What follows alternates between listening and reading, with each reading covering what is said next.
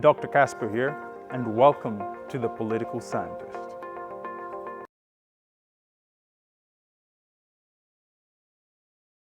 So one question I was asked is, how can the participation of the diaspora in business and investment and economic growth and development in Kenya be enhanced? Now, that's a loaded question. And it's loaded because Kenya, the diaspora contributes about $4 billion US dollars per year to investment in Kenya, remittances. That's how much Forex goes to Kenya from the diaspora, $4 billion.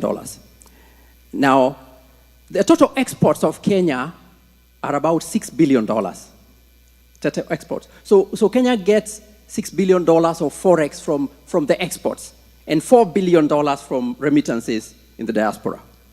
Now, foreign direct investment and foreign portfolio investment is about $2 billion, okay? Now, so in total, it's about $12 billion. So the diaspora contribute about 1/3 of Kenya's Forex. Exports contribute about 50%. And all the countries of the world put together give us 17%. Now, Kenya is at the moment, now, to put it in perspective, the US trade with Kenya exports to the US goods worth 0.7 billion, so less than 1 billion. But over the years, we have pursued a preferential trade agreement with the US. And we are now building it to a point at which it's going to happen, right? We are putting it together. So we have rolled out a red carpet for the United States of America, the country in which I live and I respect and I love. Only because of 0.7 billion, shouldn't we have rolled out the red carpet for the diaspora that's bringing to us 4 billion, okay? So we have put all stops, red carpet for 0.7 billion, but we are treating 4 billion, if you ask me, with disregard. Excuse my language, Madam Senator, our legislators. But I really want to emphasize this. So you have, and you know what? The US is a sovereign nation that is different from Kenya. But Kenyans, so when the US comes to the negotiation table, it says, what can we get for our people, right? When a diaspora person comes to invest in Kenya, they have vested interest. So they are not just saying, what can I get for me, but they're saying, what can I get for my people, right? So it's what we call in business a low-hanging fruit. We also call it a cash cow, okay, right? So this is your golden gate to prosperity, but you are leaving it and you are going next door to a neighbor who would care less about you, right? So can you see there is something wrong with that image? Okay, now, I haven't even begun to tell you what is wrong. I've given you the statistics. So let me tell you what else is wrong. So in what ways can, if we are going to give preferential treatment to the United States, and by the way, I used United States not just because we are here, but United States is the leading nation, right? About the leading nation in trading, right? Kenya's leading trading partner, foreign nation partner, okay? So the US would rank behind the diaspora.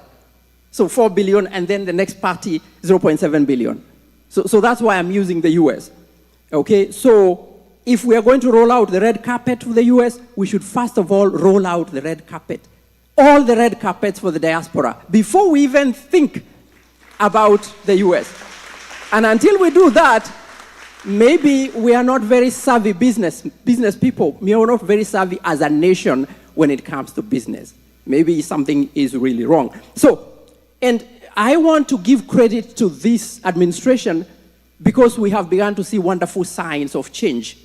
For example, in this particular year, we saw the consulates, we saw the diaspora department coming to the US to give us passports, to issue passports, to deal with our IDs, our birth certificates, and we saw them move around the country. And that was encouraging. We haven't seen that in, I don't know for how long. I don't even think we have ever seen that before. So we appreciate that very much. We also appreciate the fact that a diaspora ministry has been created, a diaspora department. Many of us wanted a ministry. Hey, we are bringing $4 billion, right? So we have a right to ask for a ministry, but we appreciate the department, okay? So I'll tell you, what I've told you is the good about this country called, this nation called diaspora, the good in its relationship with that nation called Kenya. So the good is diaspora services, the good is, serikali mashinani, the good is that we have been promised consulates, that we're going to have more consulates. So that is good, right? Now, I'm going to tell you the bad, right? So the good, the bad, and then the ugly, right? 3 guys, you remember them, you watched country movies. So the bad is that the services that the diaspora get from the Kenyan government are at best lackluster, right? They are not anything to write home about, right? And you hear them clapping. They are not clapping because they like my tie. They are clapping because they agree with me, right? So let me give you an example. The government posts an ambassador in Washington, D.C., okay? The ambassador is posted from Kenya. The staff are posted from Kenya. They are supposed to deal with Americans. Our people have been here, gone to school here, born here, raised here, right? And then you bring a girl from Kacheliba or Muranga, and you tell her, now go and handle Americans. Give me a break, okay? Give me a big break, right? Right? That is a big joke, right? That's a big joke. Thank you. That is a big joke. That is the joke of the century. That is a sign of someone who either is completely, excuse my language, clueless, or someone who is, the other day they talked about ignorant. Oh, okay, my good friend Apostle, you talked about ignorant. I'll just use clueless to be polite. Or they are indifferent, or they are, excuse my language again, narcissistic. Because, and I'm being deliberate to be strong, and while being polite, Madam First Lady and my honorable members of parliament. Because the only way you could send a girl from Kadiani to the embassy in Washington, D.C., and not send Apostle Karanja or Reverend Rebecca's daughter, who has been here, is if this person is your sister, your brother, and you only care about yourself. You don't even care about the country that this person is going to represent. You don't care about the people. You care only about yourself. And that's what it means to be narcissistic. Right? Now, the other thing, so then you bring this person and you ask them, serve the Americans, but also serve the diaspora. They have no idea what kind of challenges we go through in this country, right? They just landed from Kibwezi, Kathiani, and to them, the first thing they do is to wonder about the highways. Wow. And while they're wondering, we are calling, and there is nobody picking that call. Right? Right?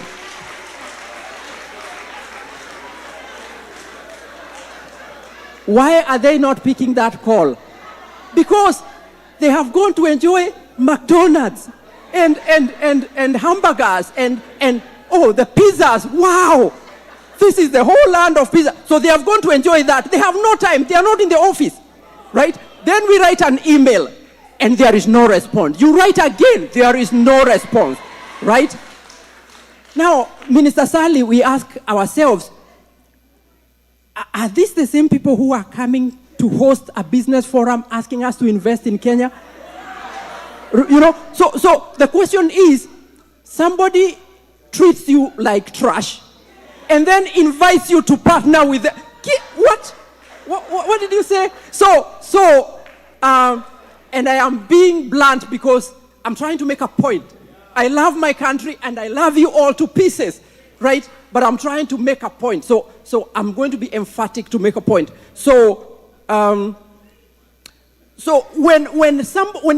I call this girl and I tell her one of my friends has been arrested because they were driving and they didn't have a driving license, she said, driving without, why were they driving without a driver's license? They have no idea. But if you ask me, I have driven probably without a license. No, don't. I didn't say that, right? Nobody heard that. Remember, I said probably, right? They tell you, okay, so allow me to say, I'm out of status. Do they know what that means? Out of what? They don't know what that means. So they can't help you. Somebody who doesn't know your pain cannot help you.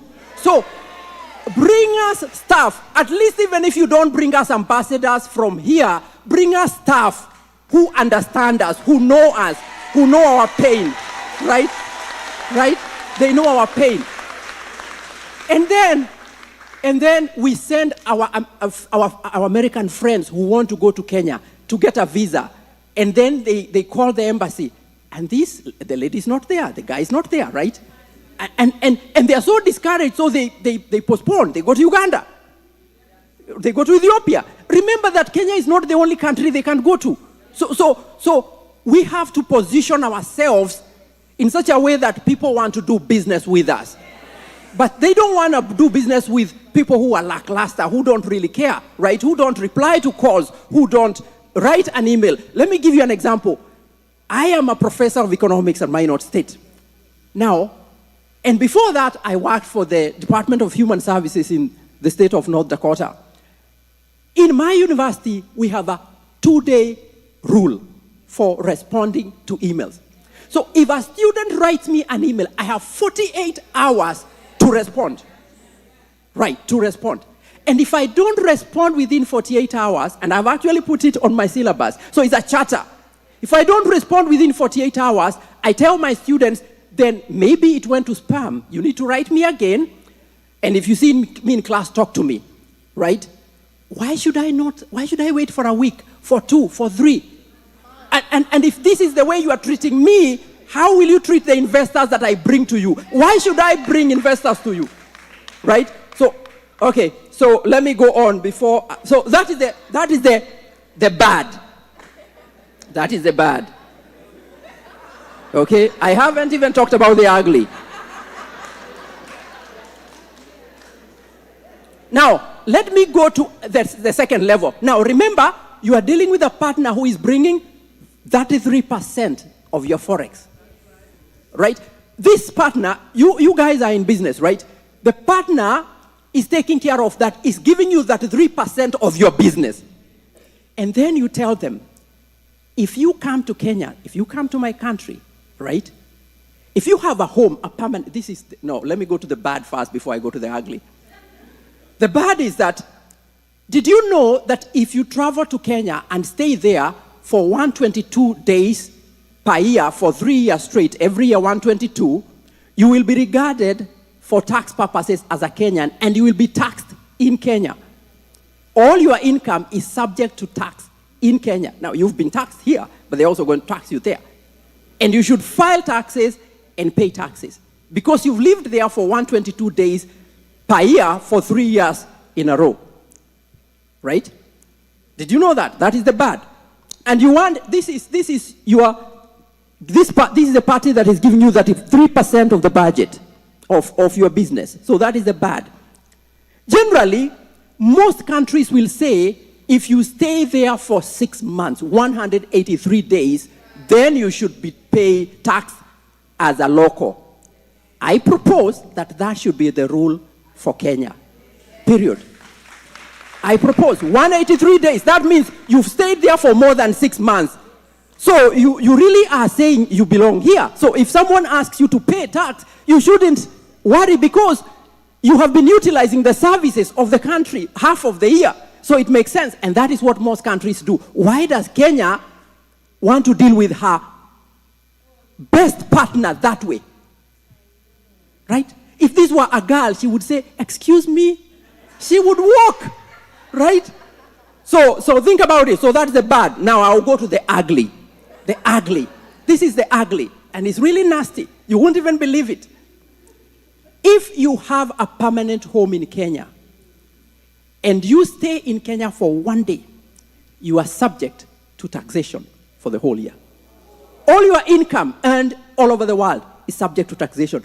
I read that and I said, what? Now, how do you define a home? Suppose you build a house and you called it, so it's yours, right? And maybe your sister lives there, but when you go to Kenya, you live there. You are supposed to pay. If you step in the Kenyan soil, Apostle Karanja, 1 day, tax. And your tax will be like 30%. Yes, because you are likely to be in the highest tax bracket, 30%. That is the ugly. We are rolling the red carpet for America for 0.7 billion, but this is the way we treat the $4 billion customer. Does it make sense? No. Okay, so let's make it make sense. Let's remove all this stuff. Let us remain with the 183 days, and that's all. Okay? 183 days makes sense. All the other things about taxation don't make sense. Okay? So what do I propose in this regard? I propose that there should be a special tax category for Kenyans in the diaspora. Okay? I propose, because there are two tax categories. There is a resident, non-resident. But there is a third category, because Kenyans in the diaspora are not resident in Kenya. But neither should you treat them like any other Tom, Dick, and Harry, because they are not, because they are your preferential partner. They have the vested interest of Kenya. So I propose a special category called diaspora. So resident, non-resident, diaspora.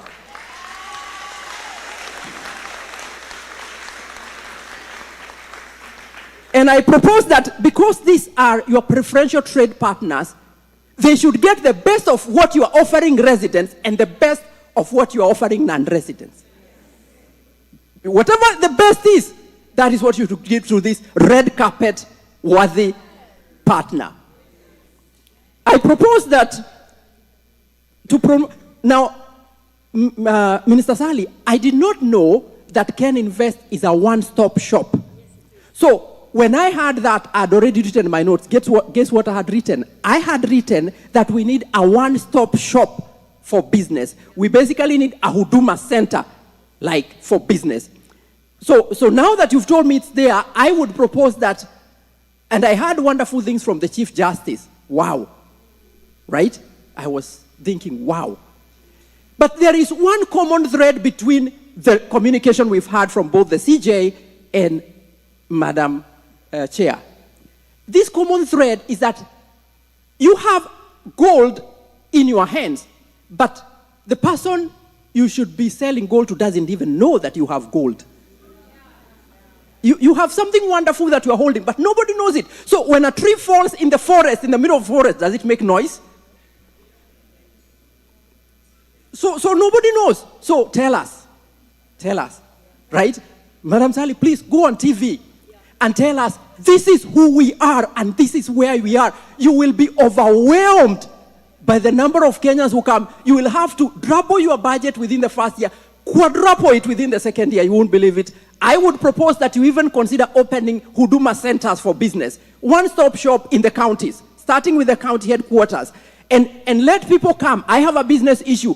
I don't want to deal with 200 offices. I don't have the time. Business people are about making money. They are not about running from one office to another.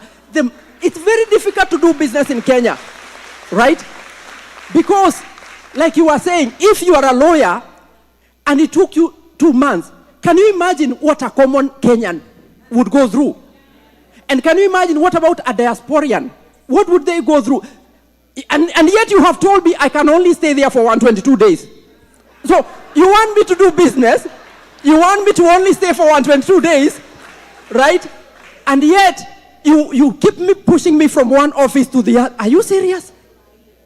You really are not. In fact, some of the questions they were asking is that, why do you treat us so badly, and yet you are now asking us to do business with you? That is the most common question I saw among the questions. So let's have that. and Kenya will be transformed. I can tell you, if you implemented the Huduma centers for business and they were really served as well, Kenya would be transformed. Within 5 years, you wouldn't know what Kenya looked like. You would look at that country and say, no, I don't know. I've never seen this country before. I did not know it existed. Because look at how Huduma centers transform people's lives. They are still not perfect, right? They are still not there, but they are such an ingenious, and I have utilized Huduma centers, right?